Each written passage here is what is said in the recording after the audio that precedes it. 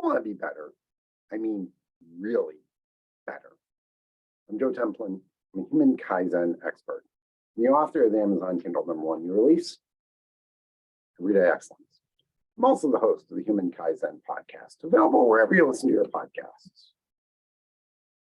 February 24th. Education's purpose is to replace an empty mind with an open one. Malcolm Forbes. Question everything. This is the basis of science. Anytime I hear someone say, trust the science in relation to anything from the past few years, I want to scream. That's not how science works. That's not how any of this works. Open your mind. Look and ask questions so that you can improve.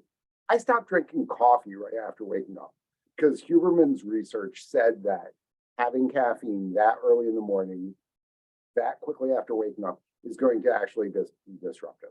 I started using more light therapy early in the morning, even though I prefer the dawn-like light as opposed to bright lights in the morning. Because what? Because the research shows that it is better. I changed what I do because of what the science, what the research, what asking questions has shown.